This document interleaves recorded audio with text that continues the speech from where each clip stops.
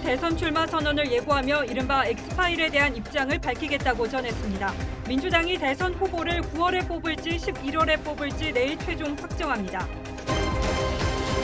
서울에서 신규 확진자가 19일 만에 최다인 251명으로 집계됐습니다. 인도는 델타 플러스 변이는 감염자 옆에만 가도 감염될 수 있을 정도라고 경고했습니다. 신념에 따라 군 입대를 거부한 남성의 대법원이 무죄를 확정했습니다. 특정 종교 신도가 아닌 현역 입영 거부자에 대한 최초의 무죄 확정 판결입니다. 대체공휴일 확대 적용 법안이 통과됐지만 종업원 5인 미만 사업장은 제외돼 중소기업 근로자는 상대적 박탈감을 호소했습니다. 10대 남학생 성착취 영상을 제작한 26살 최찬욱이 호기심으로 시작했다며 더 심해지기 전 구해주셔서 감사하다고 말해 비난 여론이 쏟아졌습니다.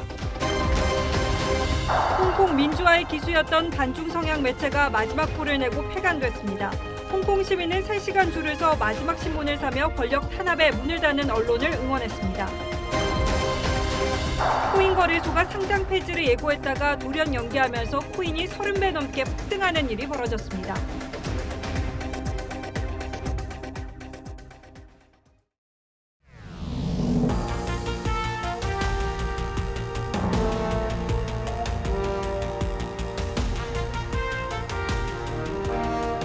시청자 여러분 안녕하십니까? 뉴스9의 신동욱입니다. 윤석열 전 검찰총장이 다음 주 화요일인 29일 대선 출마를 공식 선언합니다. 윤 전 총장이 검찰총장에서 물러난 지 넉 달 만에 대권 도전을 공식화하면서 8개월이 앞으로 다가온 대선 시기가 더욱 빨라지게 됐습니다. 윤 전 총장은 출마 선언 장소로 윤봉길 기념관을 택했는데 이 자리에서 최근 엑스파일 논란에 대해서도 직접 답할 예정입니다. 오늘 첫 소식은 박경준 기자가 보도합니다. 윤석열 전 총장 측 최지현 부대변인은 TV조선과의 통화에서 윤 전 총장이 29일 출마 선언 당일 엑스파일을 포함한 기자들의 질문에 직접 대답할 방침이라고 밝혔습니다.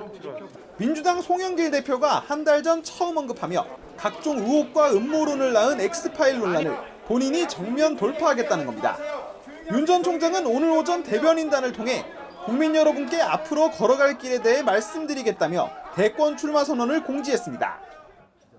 출마 장소는 대한민국 건국정신을 잇는 의미에서 서울 서초구 매연 윤봉길 의사기념관으로 정했다고 밝혔습니다. 윤 의사의 손녀인 국민의힘 윤주경 의원은 윤 전 총장이 할아버지를 가장 존경한다고 들었다고 전했고 부친인 윤기중 연세대 명예교수는 윤봉길 의사기념사업회 상임이사를 맡고 있습니다. 앞서 윤 전 총장은 현충원 참배와 천안함 생존자 만남 등을 통해 애국과 헌법 수호를 강조해왔습니다. 한 나라가 어떠한 인물을 배출하느냐와 함께 어떠한 인물을 기억하느냐에 의해 그 존재가 드러난다고 했습니다. 윤 전 총장은 출마 선언 뒤 당분간 국민의힘 입당보단 전문가를 만나고 지역 민심을 듣는 독자 행보를 이어갈 방침입니다. TV조선 박경준입니다. 최재형 감사원장도 이달 안에 원장직을 내려놓을 것으로 보입니다. 하지만 아직은 아무런 일정도 입장도 밝히지 않고 있는데 지지율은 벌써 가파르게 오르고 있습니다. 오늘 국민의힘에 복당한 홍준표 의원, 유승민 전 의원과 비슷한 수준의 지지율을 기록했습니다. 아직은 첩첩산중입니다만 다음 달 초 원희룡 제주지사까지 대선 가도에 합류하면 야권의 후보 경쟁이 본격적으로 시작될 전망입니다. 이어서 홍현주 기자가 보도합니다. 이 부분에 대해서는 제가 제 생각을 정리해서 지금 조만간 최 원장의 지지율은 전주에 비해 2배 넘게 오른 3.6%로 단숨에 야권 선두 그룹에 진입했습니다. 절친 강명훈 변호사는 TV조선과 통화에서 자이든 타이든 최 원장의 원장직 사임은 정해진 수순으로 보인다고 했습니다. 최 원장의 국민의힘 조기 입당설이 거론되는 가운데 당에선 벌써부터 환영의 목소리가 나오고 있습니다. 최재형 감사원장이라고 하더라도 우리가 모두 함께 가고 우리가 보호 조치를 해야 하고 1년 3개월 만에 복당한 홍준표 의원은 첫날부터 통치에서 검찰 수사는 1%도 안 된다며 유력 주자인 윤석열 전 총장을 겨냥했습니다. 법의 상징이었던 분이 정치판에 등판하기도 전에 20가지 달하는 의혹이 있다. 그 나오는 자체가 그 문제가 많죠. 그러자 또 다른 대선 주자인 하태경 의원은 홍 의원 복당이 당의 리스크가 될 수 있다며 견제에 나섰습니다. 이런 가운데 원희룡 제주지사도 다음 달 초 지사직을 사퇴하고 대선 출마를 선언할 예정입니다. TV조선 홍현주입니다. 민주당은 경선 시기를 두고 대선 주자 간 갈등의 골이 좀처럼 좁혀지지 않고 있습니다. 연기를 주장하며 반발하는 측에선 들러리 설 일이냐며 경선 보이콧 가능성까지 시사했는데 내일 최고위에서 기존 경선 일정을 고수하는 결론이 날 경우에 그 이후의 상황은 예측하기 어렵습니다. 민주당의 상황은 최지원 기자가 취재했습니다. 더불어민주당 송영길 대표는 주자들의 동의가 없으면 일정 변경이 어렵다며 경선 연기 불가 입장을 고수하고 있습니다. 현행대로 가자는 게 압도적으로 많습니다. 일반 당원들이나 국민들은 또 고치냐 이런 말이 많습니다. 친문 일각에선 이미 후보 등록이 지체된 만큼 9월 말 또는 10월 초로 경선 일정을 연기하는 절충안도 거론됩니다. 하지만 지도부 한 관계자는 한 번 흔들리면 원칙이 계속 무너질 수밖에 없다며 선을 그었습니다. 경선 연기를 주장해온 이낙연 전 대표와 정세균 전 총리 측에선 강하게 반발하고 있습니다. 정 전 총리 측은 송 대표가 졸속 경선을 밀어붙이고 있다며 이런 경선을 뭐하러 치르냐는 말까지 나온다고 했습니다. 이 전 대표 측도 기울어진 운동장에 들러리 설 일 있느냐고 성토했습니다. 경선 일자는 당무위원회 의결로 정한다는 당규를 들어 최고위원의 결정을 뒤집을 수 있다는 주장도 나옵니다. 항상 다툼이 있어요. 그러면 최종적으로 그런 다툼이 있을 때 이것을 해석하는 것, 유권 해석하는 것은 당무위의 권한입니다. 송 대표는 내일 대선기획단으로부터 경선 진행 일정과 방식 등을 보고받은 뒤 최종 날짜를 발표할 예정이지만 어떤 결론을 내리든 후유증은 불가피할 거란 전망이 나옵니다.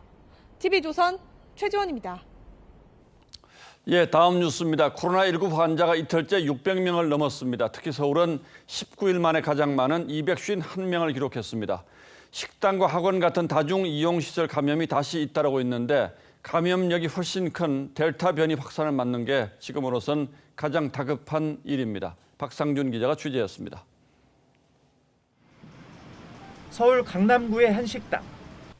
지난 4일 종업원이 첫 확진된 이후 지인과 종사자, 손님 등으로 전파됐고 마포구의 식당까지 감염고리로 연결되면서 지금까지 44명의 추가 감염자가 잇따랐습니다. 지하라 환기가 어려운데 거리 두기마저 잘 지켜지지 않은 것으로 확인됐습니다. 최근에는 종교시설, 학원, 음식점 등 다중이용 시설에서 집단 발생이 계속되고 있어 방역수칙 준수가 중요한 상황입니다. 다음 달 새 거리 두기 개편안 시행으로 사적 모임과 영업시간 제한 등 방역이 완화되기 때문입니다. 여기다 델타 변이가 확산되고 있는 것도 반드시 방역수칙을 지켜야 하는 이유입니다. 256명이 현재 역학적 연관 사례까지 포함된 환자로 관리되고 있습니다. 방역당국은 변이 차단을 위해 백신 부스터샷을 검토하고 있습니다. 또 인도와 인도네시아 등 델타 변이 유행국을 방역 강화국으로 추가 지정해 입국자 격리를 강화하는 방안도 배제하지 않고 있습니다.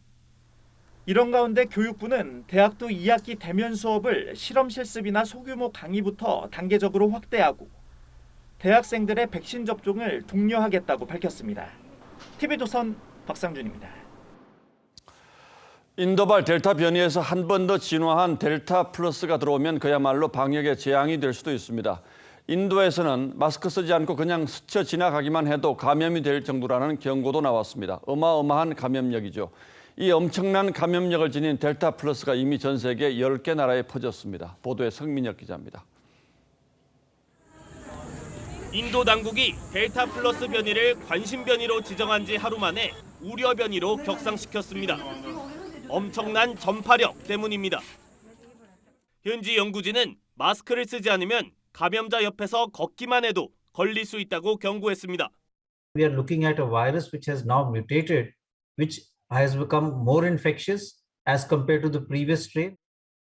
여기에 더 나쁜 징후도 보고되고 있습니다. 인도 국립연구소는 델타 플러스는 폐를 더 위험하게 만들 수 있다고 밝혔습니다. 인도 최고의 바이러스 전문가는 지금 접종 중인 백신을 무력화시킬 수 있다고 우려했습니다. 접종을 해도 효과가 없다는 겁니다. This variant represents a set of mutations that could lead to future mutations that evade our vaccine. 이런 델타 플러스는 이미 인도 국경을 넘었습니다. 영국에서만 41건이 발견됐고 미국과 일본 등 10개 나라에 퍼졌습니다. 중국에서도 델타 플러스 확진자가 나왔습니다. 기존 델타 변이는 92개국에 확산했습니다. 델타 변이만 해도 다른 변이보다 통증이 심해 입원율이 높은 걸로 알려져 있습니다. TV조선 성민혁입니다. 종교적 신념이 아닌 반전 평화주의라는 개인적 신념을 이유로 병역 거부를 허용한 첫 사례가 나왔습니다. 1심에서는 병역법 위반으로 징역형을 선고했는데 2심에서 무죄, 그리고 오늘 대법원이 무죄를 최종 확정했습니다. 종교적 신념이 아니라도 양심에 따른 정당한 사유가 있다면 입대를 거부해도 처벌할 수 없다는 판결입니다. 장윤정 기자가 자세한 내용 설명하겠습니다. 지난 2017년 11월 정모 씨는 현역 입영 통지서를 받고도 정당한 사유 없이 입대하지 않은 혐의로 재판에 넘겨졌습니다. 정 씨는 재판에서 기독교 신앙과 성소수자를 존중하는 퀴어 페미니스트로서 군대 체제를 용인할 수 없다고 느꼈다고 주장했습니다. 특정 종교의 교리가 아닌 개인의 전쟁 반대와 비폭력주의 신념에 따라 현역 입대를 거부했던 겁니다.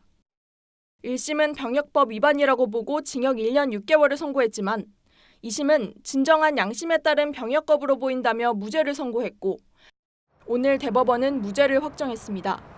대법원은 정 씨의 신앙과 신념이 분명한 실체가 있어서 진정한 양심에 따라 병역을 거부하는 것으로 판단된다고 무죄 이유를 설명했습니다. 대법원이 종교적 이유가 아닌 개인의 신념을 현역 입대 거부 사유로 인정한 건 이번이 처음입니다. 진정한 양심에 따른 병역 거부, 양심적 병역 거부가 우리 사회에서 인정받는 변화가 이루어진 것이 아닐까? 앞서 지난 2월 대법원은 개인의 신념에 따라 예비군 훈련을 거부한 사건에서도 무죄를 선고했습니다. TV조선 장윤정입니다. 오늘 판결 때문에 좀 더 헷갈리시죠? 방금 리포트한 장윤정 기자가 지금 나와 있습니다. 자, 장 기자 어서 오십시오.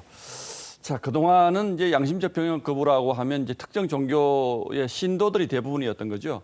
네, 그렇습니다. 지난 2018년 11월 양심적 병역 거부자에 대한 대법원의 첫 무죄 판결 이후 지금까지 무죄가 확정된 병역 거부자는 총 866명입니다. 예. 이 가운데 2명을 제외하고는요, 모두 여호와의 증인 신도였는데 예. 한 명은 오늘 무죄가 확정된 정모 씨고요. 다른 한 사람은 폭력과 살인을 거부한다는 이유로 예비군 훈련에 나가지 않았다가 재판에서 무죄를 선고받은 A 씨입니다. 자, 그러니까 866명 가운데 864명은 이 여호와의 증인 신도였다는 건데 그렇다면 이 여호와의 증인 신도들은 무조건 군대 안 가도 되는 겁니까? 그런 건 아닙니다. 또 한 여호와의 증인 신도가 종교적인 이유로 입대를 거부한 사례가 있었는데요. 예. 이 남성은 지난해 9월 대법원에서 징역 10월에 집행유예 2년을 확정 판결받았습니다. 이 남성은 나는 종교적인 이유로 총기를 들 수 없다 이렇게 입대를 거부했는데 평소 총기 게임과 전쟁 게임을 즐겨 해왔다는 점이 밝혀졌습니다. 또 특수절도 등 전과가 있었고 9년 동안 종교 활동을 하지 않다가 갑자기 입영 전에 다시 종교 활동을 시작한 것도 이유가 됐습니다. 대법원은 이런 점 때문에 진정한 양심에 따른 병역 거부가 아니다 이렇게 판단을 한 거죠. 그런데 오늘 병역 거부 대법원이 인정한 이 사람은 여호와의 증인 신도는 아닌 거죠? 네, 아니었습니다. 자, 그렇다면 이 양심 그야말로 양심적 이유에 따른 병역 거부를 한국 법원이 인정했다는 건데 이 양심이라는 거는 뭘 근거로 판단을 합니까? 네, 우선 지난 2018년 양심적 병역 거부를 처음으로 인정했던 그 대법원 전원 합의체의 양심에 대한 판단 기준을 좀 먼저 살펴봐야 될 것 같습니다. 예. 대법원은 신념이 깊고 확고하며 진실해야 한다 이렇게 설명을 하고 있습니다. 또 이런 양심의 진정성을 판단하기 위해서는 가정 환경이나 자라온 환경, 또 폭력이나 각종 전과가 있는지 이런 것들 좀 보고요. 평소 활동이나 발언 등을 통해서 진실성과 일관성이 있는지를 판단하게 됩니다. 신념이 깊고 확고하며 진실돼야 한다. 이제 이걸 어떻게 판단했는지를 보여주는 구체적인 사례가 있습니까? 네, 가장 가까운 사례가 지난 2월 대법원에서 있었던 판결입니다. 대법원은 비폭력 평화주의 신념에 따라서 입대를 거부한 두 남성에게 각각 징역 1년 6월의 실형을 확정했습니다. 여기서 오모 씨는 집회에서 경찰관을 폭행해서 벌금형을 선고받았던 전과가 있었는데요. 법원은 비폭력 신념이 깊고 확고하지 않다 이렇게 판단을 했습니다. 예. 또 홍모 씨에 대해서는 반전, 평화 활동을 한 이력이 없다는 이유로 양심적 병역 거부를 인정하지 않았습니다. 예, 그러니까 어떤 특정 종교를 믿고 있다거나 또는 신념이 있다고 하더라도 이게 일관성 없이 그동안 행동과 이 군대에 가지 않겠다는 이유가 일관성이 없다면 법원이 인정하지 않고 있다 이거죠? 네, 그렇습니다. 예, 장윤정 기자 잘 들었습니다.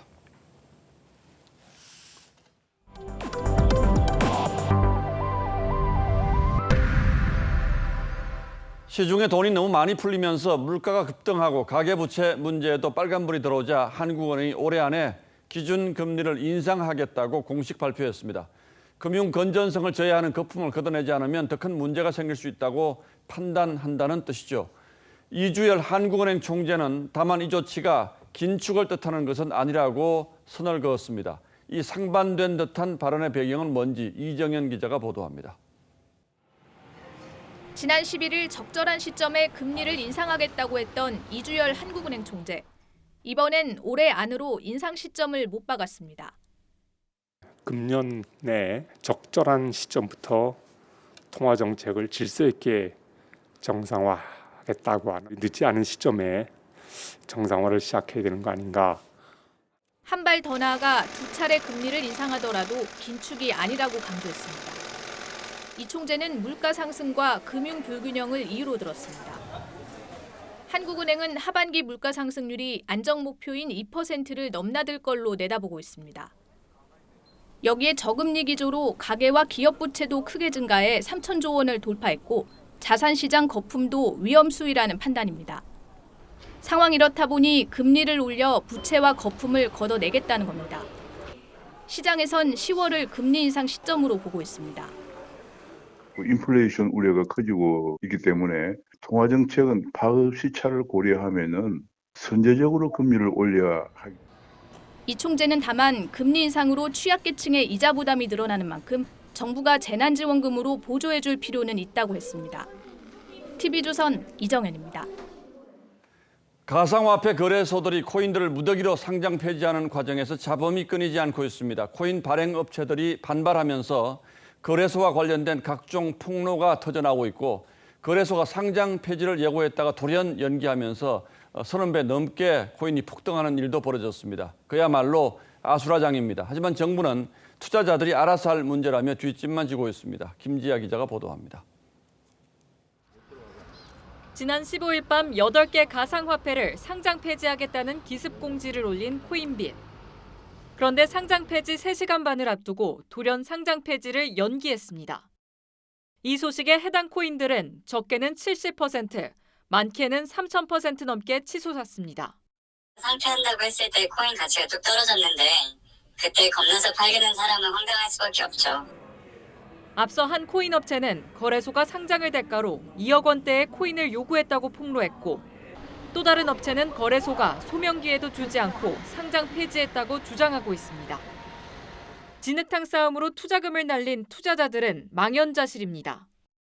일부에서는 코인 거래소들이 상장과 폐지 기준을 비공개로 두면서 제멋대로 칼질을 하고 있다고 지적하고 있습니다. 증권거래소는 기준을 공개하고 있습니다. 상황이 이런데도 정부는 개인들이 소송으로 해결할 문제라는 입장입니다. 사적으로 권리 구제를 해야 되지 않을까 저는 생각을 합니다. 은성주 위원장 사퇴를 촉구하는 청원글에 청와대는 청년의 목소리가 무겁게 다가온다고 답변했지만 대책을 내놓진 않고 있습니다. TV조선 김자입니다. 10대 남학생의 성을 착취한 음란물 7천여 건을 제작해서 신상 공개가 결정된 26살 최찬욱이 검찰 송치 과정에서 입을 열었습니다. SNS에서 접한 노예놀이에 호기심을 느껴서 범행을 시작했다면서 어른들이 구해줘서 감사하다고 했습니다. 범죄자가 어찌 이리 당당한가 싶죠. 김다로 기자가 범죄 전문가의 의견을 들어봤습니다. 회색 셔츠에 마스크를 쓴 최찬욱이 경찰서를 나섭니다. 취재진 앞에 선 최찬욱은 마스크를 벗고 얼굴을 드러냅니다. 새 모녀를 살해한 김태형과 N번방 조주빈처럼 취재진 앞에서 당당한 모습이었습니다. 최찬욱은 범죄에 빠진 자신을 구해준 경찰에 감사의 뜻을 전하며 자신을 합리화하는 듯한 발언을 했습니다. 노예와 주인 플레이를 그런 놀이를 하는 걸 보고 호기심으로 더 심해지기 전에 어른들께서 지금 구해주셔서 성실하게 수사. 최찬욱은 지난 2016년부터 5년 동안 주로 11살에서 16살을 범행 대상으로 삼았습니다. 범죄 전문가는 최찬욱이 장기간에 걸친 범행에도 붙잡히지 않자 죄의식은 점차 희박해지며 범행이 대담해졌다고 분석합니다. 안 걸리다 보니까 스스로가 이제 제어가 안 되는 거죠. 그러다 보니까 행동은 점점 강화가 된 거잖아요. 그러면서 또 이제 오프라인으로 만나서 애들 이제. 경찰은 최찬욱에게 상습아동 성착취물 제작 등 7개 혐의를 적용해 오늘 검찰에 송치했습니다. TV조선 김다로입니다. 참 구시대적 규정이었는데 해군사관학교가 연애 금지 규정을 드디어 폐지합니다.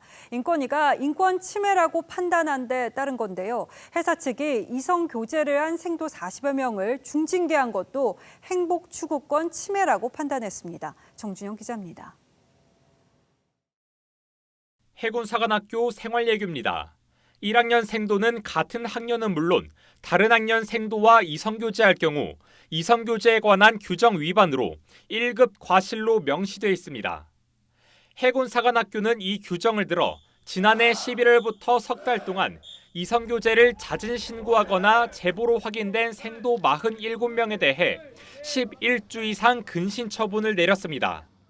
해당 생도들은 주말과 공휴일에 외출, 외박을 나가지 못했고 전투복을 입고 오전 8시부터 밤 8시까지 단체 자율학습을 하고 매주 반성문도 내야 했습니다.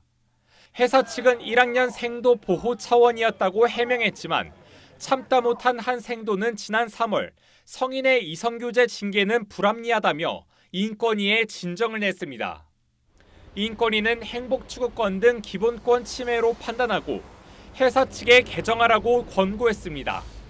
육군사관학교가 지난 2월 생도 간 이성교제를 전면 허용하는 등 다른 사관학교에 비해서도 교제가 과도하다고 본 겁니다. 회사 측도 이를 받아들여 징계 생도의 권리를 원상 회복하고 1학년 이성교제 금지 규정도 조속히 폐지하기로 했습니다. TV조선 정준영입니다. 오늘 새벽 관광객 등 16명을 태운 낚시어선에서 불이 났습니다. 탑승객 일부는 그대로 바다에 뛰어들 정도로 다급했는데 인근에 있던 어선이 나선 덕분에 모두 무사히 구조됐습니다. 신유만 기자입니다. 어선에서 시뻘건 불길과 연기가 치솟습니다. 해경이 물대포로 불을 끄지만 화염의 기세는 꺾이지 않습니다. 오늘 새벽 4시 50분쯤 제주 우도 앞바다에서 관광객 등 16명이 탄 10톤짜리 낚시어선에 큰 불이 났습니다. 일부 승객이 불길을 피해 바다로 뛰어들었던 다급한 상황. 새벽 조업 중 불길을 발견한 다른 어선이 급히 달려와 구조에 나서면서 승객과 선원 모두 화를 면했습니다. 막 연기가 나고 불빛이 막 하더라고요. 그래가지고 우리가 전속으로 부대를 갔어요, 군함대를. 불이 난 어선은 당시 갈치잡이 낚시를 마치고 돌아오던 길이었습니다. 화재는 5시간 동안 이어졌고 어선은 결국 침몰했습니다. 계속 수색하고 있으나 선박은 발견되지 않고 있고 그리고 항해에 위험하거나 그러지는 않은 것으로 예상되고 해경은 어선 내부에서 불이 시작된 것으로 보고 정확한 화재 원인을 조사하고 있습니다. TV조선 신유만입니다. 광주 철거 건물 붕괴 참사 원인을 파악하기 위한 수사가 계속되고 있는데 불법 행위가 또 드러났습니다. 참사 현장 곳곳에서 발암 물질인 고농도 성면이 발견돼서 이게 어찌된 일인가 한번 따져보니까 무면허 업체가 재하청 과정에서 빌린 면허증으로 공사를 수주한 것으로 파악됐습니다. 박건우 기자입니다. 붕괴 사고가 난 광주 재개발 구역입니다. 철거 현장 곳곳에 발암 물질인 성면 덩어리가 방치돼 있습니다. 환경단체 분석 결과 성면 함량은 최대 14%가 검출됐습니다. 허용치인 0.1%를 크게 웃도는 수치입니다. 분석을 해보니까 백성면이 최대 14%나 포함된 그런 고농도의 성면을 확인할 수 있었습니다. 백솔건설은 지난해 6월 원청인 다원 ENC로부터 성면 해체 공사를 수주했습니다. 경찰은 성면 해체 작업을 맡은 백솔건설이 불법 지하청 계약을 할 당시에는 관련 면허가 없었다고 밝혔습니다. 구속된 백솔건설 대표 A씨는 B업체의 면허증을 빌려 원청인 다원 ENC와 계약했고 넉 달쯤 뒤에야 관련 면허를 땄습니다. 노동당국은 이 사실도 모른 채 지난해 7월 B업체를 사업자로 고시했습니다. 경찰은 오늘 성면 해체 책임자인 다원 ENC 현장 소장을 추가 입건했습니다. 분명 계약을 맺고 실질적으로 생산을 관리 감독하고 해체 진행 과정을 감시하고. 경찰은 또 무너진 건물의 지하 3층 구조물이 V자 형태로 꺾여 있었다며 부실 철거가 붕괴 사고로 이어진 것으로 보고 국과수에 감식을 의뢰했습니다. TV조선 박건호입니다. 광산이나 채석산 인근 주민은 채굴로 인한 분진과 매연에 시달리는 게 일상인데 더 이상 캐낼 광물이 없어지면 주민 고통은 끝나는 걸까요? 이 운명을 다한 채석장이 폐기물 매립지로 바뀌면서 침출수 등이 새어나오는 통에 주민 고통은 또다시 이어집니다. 채산성이 떨어진 채석산은 매립지밖에 될 수 없는 건지 차순우 기자가 현장 추적했습니다. 한때 채석장이던 전북 익산의 한 폐석산. 곳곳에 침출수 웅덩이가 보이고 역한 냄새도 피어납니다. 냄새가 너무 역하네. 업체가 폐채석장을 복구한 곳에서 침출수가 새어나온 겁니다. 그런데 복구할 때 매립한 폐기물 140만 톤 가운데 불법 화학 폐기물이 20만 톤 섞였습니다. 이 때문에 4년 전 침출수 검사에서 1급 발암물질 비소가 기준치보다 332배 높게 나왔습니다. 그 하체 거기에 있었는데 하나가 없었어요. 익산시가 불법 폐기물 제거 명령을 내렸지만 업체는 버티는 상황. 결국 시가 우선 처리한 뒤 구상권을 청구할 방침인데 매년 5만 톤씩 해도 30년, 3천억 원이 들 전망입니다. 143만 톤을 하루에 한 1,000톤씩 저희가 처리를 하고. 전북 완주 폐석산도 상황이 비슷합니다. 채석장이 문을 닫자 6년 전 한 업체가 폐기물 매립장 허가를 받고 하수 처리 찌꺼기 60만 톤을 불법 매립했습니다. 침출수가 하루 25톤이 나오는데 침출수에서 발생하는 유해화학 물질 황화수소가 허용치의 6,800배인 136 ppm에 달했습니다.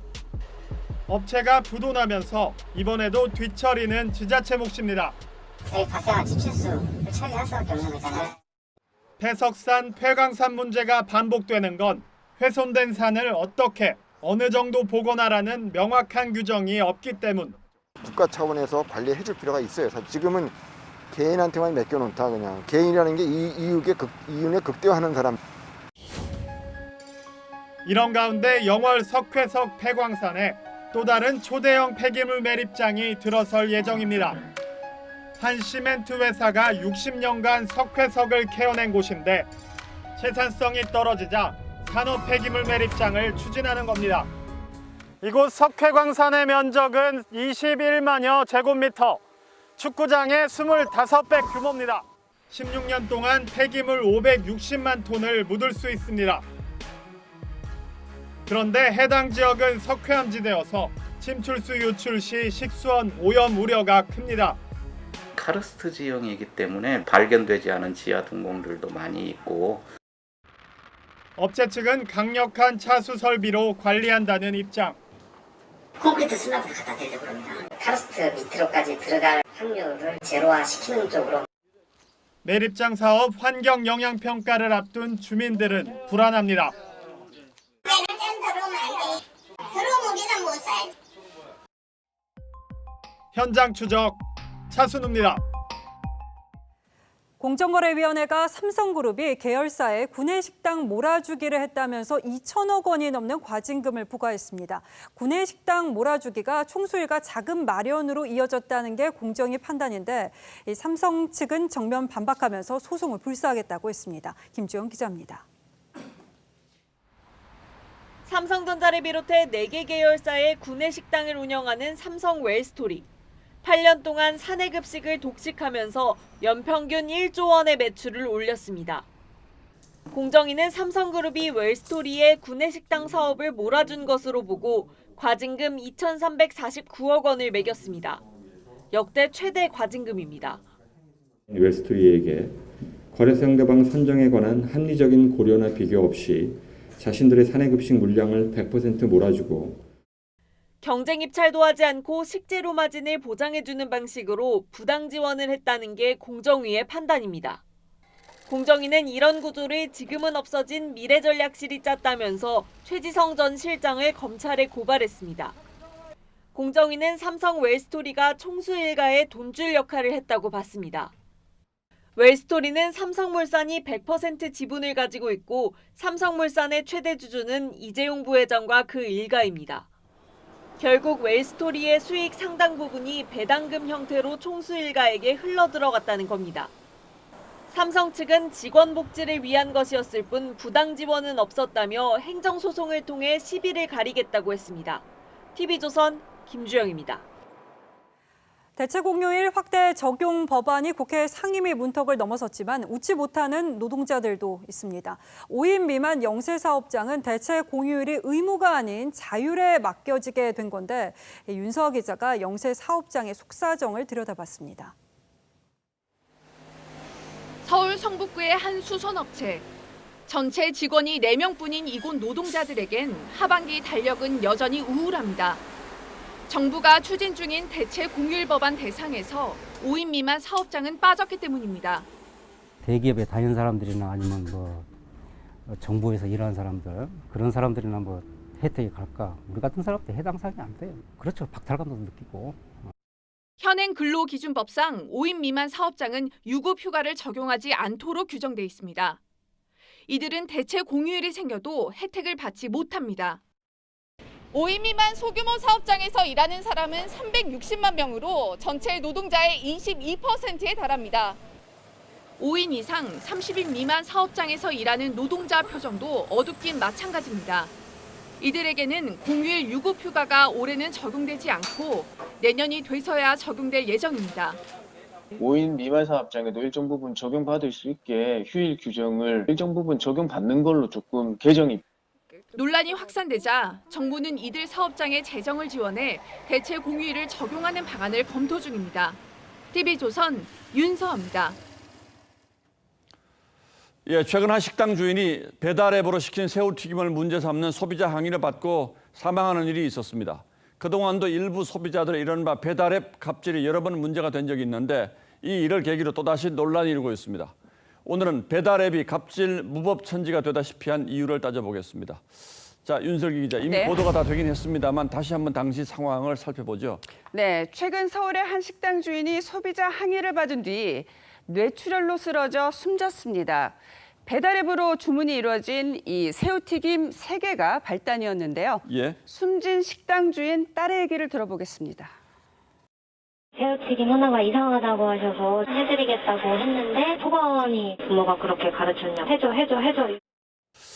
정도의 차이는 있습니다만 일부 소비자들이 이 배달 앱으로 주문을 할 때 무리한 요구를 하고 이걸 들어주지 않으면 후기를 나쁘게 쓰는 이런 일이 적지 않다죠? 네, 그래서 치킨 한 마리를 7인분처럼 해달라. 내가 지시한 조리법대로 요리해라. 배달 올 때 담배 사와라. 이런 갑질 사례들이 인터넷엔 쏟아지고 있습니다. 무리한 요구를 할 수 있는 건 이들이 배달 앱에 올리는 말 한마디가 사실상 식당의 생존을 좌우하기 때문이죠. 악성 후기와 평점이 매출에 영향을 준다는 자영업자가 74%로 10명 중 7명이라는 조사 결과도 있습니다. 자, 그런데 실제 식당에서는 물론 평판이 있습니다만 이런 일은 잘 일어나지 않잖아요. 그런데 배달앱만 유독 이런 건 왜 그렇습니까? 이 배달앱을 가운데 둔 소비자와 식당 관계를 자세히 보면 소비자는 익명인 반면 식당 주인은 실명에 각종 정보들이 고스란히 공개됩니다. 예. 물론 개인정보 보호도 중요하지만 이 관계가 지나치게 균형이 맞지 않는다면 이 익명에 숨어 식당에 일방적인 피해를 입힐 우려도 커지는 거죠. 대부분의 고객은 선량하고 음식점 점주분도 선량해요. 그런데 이제 문제는 선량한 고객도 금방 보고 배워가지고 따라하는 경우도 있어요. 결국 이런 문제들이 이 배달앱이라는 것이 가지는 아주 특수한 구조 때문에 생긴다는 건데 그렇다면 배달앱 쪽에서는 아무런 대책도 없습니까? 그래서 배달앱을 향해 지금의 평가 제도를 바꾸라는 목소리도 큽니다. 그래서 대안으로 이 별점 5개 중 최고 점수를 빼고 평균 점수를 내자 또는 악성 소비자인지 가리기 위해 해당 소비자의 과거 환불 이력만이라도 공개하자는 의견도 나옵니다. 그러나 배달앱 쪽에서 아직은 아무것도 하지 않고 있다 이런 거죠? 사실상 그렇습니다. 자, 그런데 예를 들어서 소비자가 기분 나쁘다고 별점 하나를 줬어요. 그러나 이 의도가 나빴다고 하더라도 이걸 문제로 처벌할 수는 없지 않습니까? 맞습니다. 원칙적으로는 명예훼손이나 업무방해 혐의 적용도 가능하다는 게 법조계 의견입니다. 하지만 막상 현실에선 악성 소비자에게 책임을 묻기 어렵다는 의견도 많은데요. 그 이유가 뭔지 들어보시죠. 음식이 맛없다 이런 주관적인 평가를 허위 사실이라고 볼 수는 없잖아요. 명확한 일도 양단의 기준이 없기 때문에. 예, 결국은 악성 소비자들이 활동할 공간이 없도록 배달앱 구조 자체를 개선할 수밖에 없을 텐데 배달앱 때문에 일단은 돈벌이 때문에 이런 데는 신경 잘 쓰지 않는다 이런 거죠? 그렇습니다. 예, 윤슬기 기자 잘 들었습니다.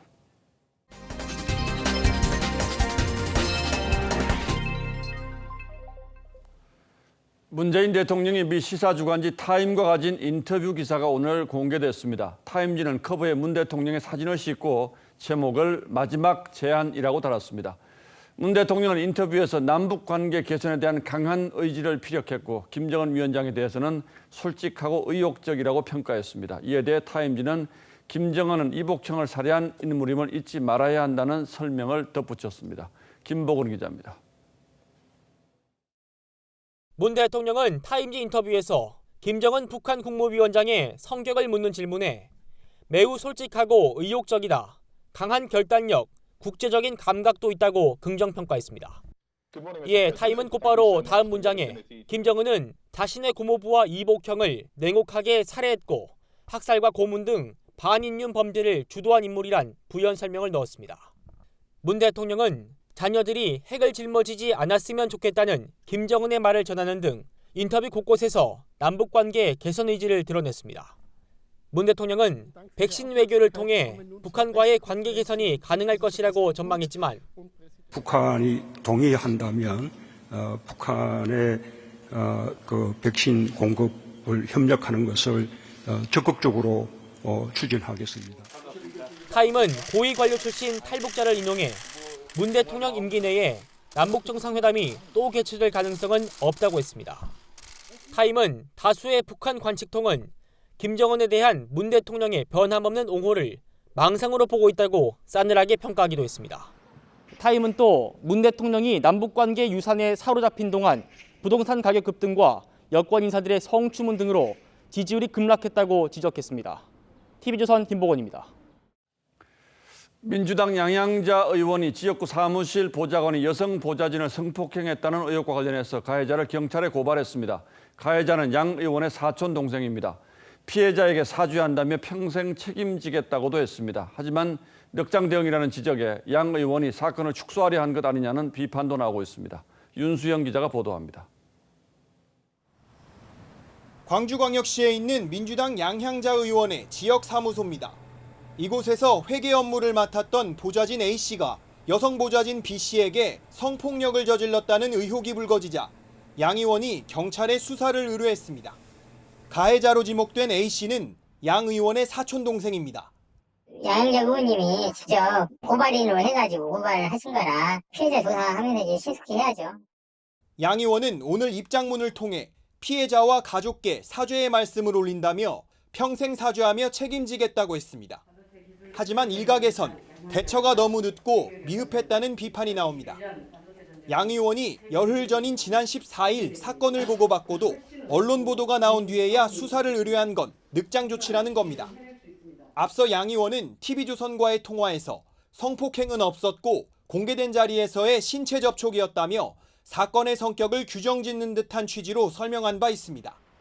민주당 광주시당은 양 의원에게 2차 가해성 발언을 자제하라는 경고성 공문을 보냈습니다. 민주당은 경찰 수사와는 별개로 당 차원의 진상조사가 진행 중이라며 무관용 원칙을 적용해 대응하겠다고 밝혔습니다. TV조선 윤수영입니다. 승차 공유 플랫폼 타다 서비스를 사실상 금지한 법 조항이 헌법에 어긋나지 않는다는 헌법재판소의 판단이 나왔습니다. 타다 측의 기본권 침해 주장이 기각된 건데 타다가 택시와 유사한데도 규제를 받지 않았던 만큼 불균형을 조정할 필요가 있다고 봤습니다. 주원진 기자가 좀 더 설명하겠습니다. 타다 서비스는 승합차를 빌려주면서 운전자도 함께 연결하는 사실상 승합차 임차 서비스입니다. 하지만 지난해 3월 국회가 여객운수법을 개정하면서 서비스가 사실상 불가능해졌습니다. 개정법이 목적을 관광으로 제한하면서 사용시간도 6시간 이상으로 하고 반납도 공항이나 항만에서만 할 수 있도록 했기 때문입니다. 찬성 168인, 반대 8인, 기권 9인으로서 여객자동차 운사법 일부 개정 법률안 대안은 가결되었음을 선포합니다. 법이 개정되자 타다 측은 직업 선택의 자유를 침해하고 과잉 금지 원칙을 위반했다며 헌법 소원을 제기했습니다. 이에 대해 헌재는 오늘 타다 측이 택시와 중복되는 서비스를 제공하면서 동등한 규제를 받지 않아 사회적 갈등이 크게 증가했다고 했습니다. 그러면서 법 조항 중 대여 장소나 대여 시간 규제도 과도한 제한이라고 보기 어렵다며 재판관 전원일치 의견으로 합헌 결정을 내렸습니다. 주문, 청구인 주식회사 소카, VCNC 주식회사의 심판 청구를 모두 기각한다. 타다 측은 헌재의 결정을 존중하며 개정법에 따라 편리하고 안전한 이동 서비스를 제공하겠다고 밝혔습니다. TV조선 주원진입니다. 홍콩 민주화의 기수였던 반중 성향 매체 빈과일보가 마지막 홀을 내고 26년 만에 폐간됐습니다. 홍콩 시민들은 3시간 줄을 서서 마지막 신문을 사면서 권력 탄압에 문을 닫는 언론을 응원했습니다. 오늘 포커스는 권력에 무릎 꿇지 않는 언론과 이를 바라보는 시민들의 시선에 맞췄습니다. 홍콩 시내의 신문 가판대. 시민 수백 명이 마지막 빈과일보를 사려고 한밤 3시간 동안 줄을 섰습니다. 폐간 일면의 제목은 고통스러운 작별. 평소보다 10배 많은 100만 부를 발행했지만 모두 팔렸습니다. 可能未來50年都可能或者100年我唔知啊，可能都冇將份代表香港人嘅報紙。咁希望有一份呢份嘢係 last 嘅，我希望 keep 喺度。 마지막 신문을 인쇄 중인 편집국. 직원들은 함께 박수를 치며 서로를 위로했습니다. 因為即係代表咗我相信香港係已經係開始冇呢個新聞或者言論自由啦，就係咁。 밖에서는 소리를 듣고 찾아온 시민들의 응원 행렬이 이어졌죠.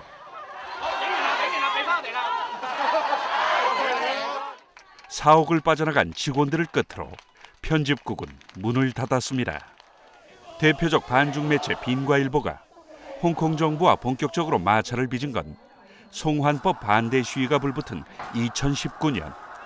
시민들의 시위 참여를 독려하고 경찰의 폭력을 보도하면서 정부와 각을 세웠죠. 지난해 6월 홍콩 보안법 통과 후 당국이 가장 먼저 한 일도 빈과일보 탄압이었습니다. 당국은 빈과일보 기사 30여 건이 보안법 위반이라며 문제 삼았고 사주인 지미 라이를 체포했습니다. It's worse than the worst scenario imagined. It's definitely a message that Hong Kong is totally subdued. It's totally under control. 지난 17일에는 빈과일보 사옥을 압수수색하고 자산을 동결했습니다. 국제사회의 언론 탄압 비난에도 홍콩 정부는 강행했습니다. And don't try to accuse the Hong Kong authorities for using the national security law as a tool to suppress the media or to stifle the freedom of expression. 홍콩 민주화의 기수였던 빈과일보는 26년 만에 사라지지만 시민들의 민주화 열망도 당국의 탄압으로 꺾을 수 있을지.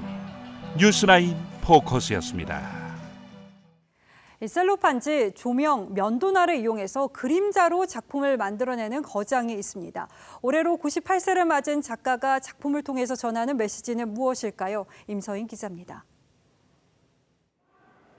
어두운 숲속, 따뜻한 무지갯빛이 잠자는 공주를 감싸 안았습니다.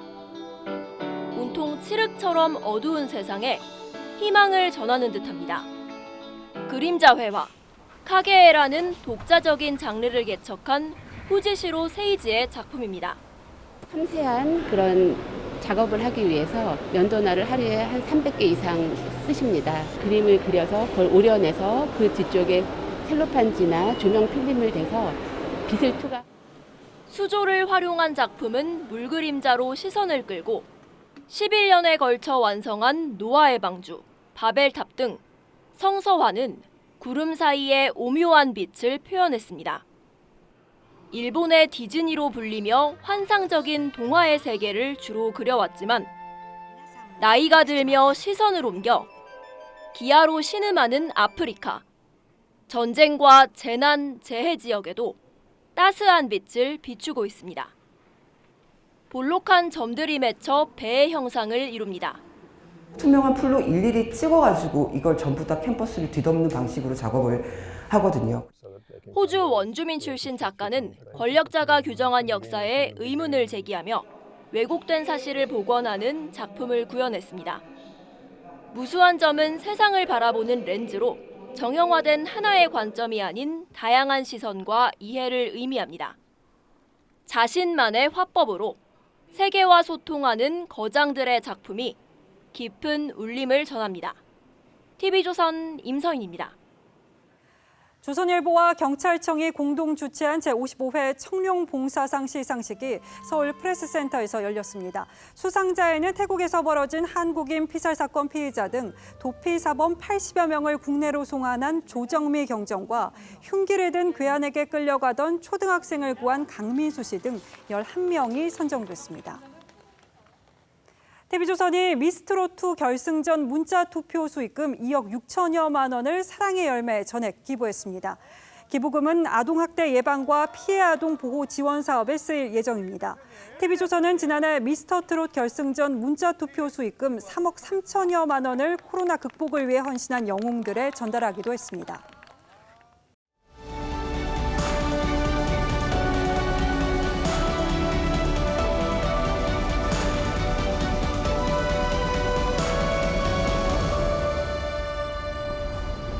Let's just say I want to believe. Trust no one, Mr. Mulder. 국내에서도 방영됐던 엑스파일 시리즈의 화두는 진실과 거짓, 음모와 불신입니다. 진실은 저 너머에 있다. 누구도 믿지 말라. FBI 요원 멀더와 스컬리는 알파벳 X로 시작하는 사건 파일 속의 외계인, UFO 괴물 같은 초자연적인 현상을 추적합니다. 하지만 수학의 미지수 X처럼 늘 미궁에 빠지고 모든 것은 권력 집단의 음모라고 말합니다. 이 드라마의 제목이 우리 정치판에 등장한 것은 1997년 대선을 앞두고 나돌았던 김대중 X파일입니다. 색깔론 시비를 불러일으킨 필자는 2년형을 선고받았고 당시 안기부가 책자 발간과 배포를 지원한 사실도 드러났습니다. 이후 X파일은 선거 때는 물론 도청, 뇌물 스캔들과 TV 프로그램 이름까지 다양하게 쓰이면서 보통 명사가 돼버렸습니다. 그래서 국립국어원이 이런 우리말로 순화하자고 했죠. 안개문서. 대선이 가깝기는 가까워진 모양입니다. 정체불명 윤석열 X파일이 정치판을 일파만파 점입가경으로 흔들어대고 있으니 말입니다. 야당은 대부분 가족의 내밀한 사생활이어서 사찰하지 않으면 알 수 없는 내용이라고 주장했습니다. 파일을 봤다고 처음 밝혔던 정치평론가는 전달자가 2가지 문건을 건네면서 여권과 어떤 기관으로부터 받은 것이라고 귀뜸하더라고 했습니다. 그러자 한 달 전 수많은 윤석열 사건에 대한 파일을 차곡차곡 준비하고 있다고 밝혔던 송영길 민주당 대표는 자신에게는 X파일이 없고 야당이 준비했을 거라고 화살을 야당 쪽으로 돌렸습니다. 그러면서 홍준표 의원이 정확히 잘 안다고 했지만 정작 홍 의원은 본 일이 없다고 했습니다. 엑스파일 3가지 중에 하나는 친여 성향 유튜버가 방송용으로 작성한 취재 파일이라고 밝히면서는 잠시 괴기 공포극이 코미디로 흐를 뻔했습니다. 그런가 하면 배우 김부선 씨는 내게는 이재명 엑스파일이 있다고도 주장했습니다. 아무리 엑스파일이 선거 때마다 불거진다고 해도 이렇게까지 사방팔방 손가락질이 난무한 적은 없었던 것 같습니다. 드라마 엑스파일은 늘 미결 사건으로 끝나죠. 하지만 윤석열 엑스파일의 실체와 출처는 시간이 문제일 뿐 결국 드러날 수밖에 없을 겁니다. 그런데 그 결론이 코미디가 될지 다큐가 될지는 아직 알 수 없습니다. 하지만 웃을 수도 울 수도 없는 낡은 정치의 구태를 마주하면서 한국 정치의 수준을 다시 한번 생각합니다. 앞으로 대선까지 가는 길이 얼마나 험하고 시끄러울지 벌써부터 걱정스럽기도 하고요. 6월 24일 앵커의 시선은 점입가경 진흙탕 엑스파일이었습니다.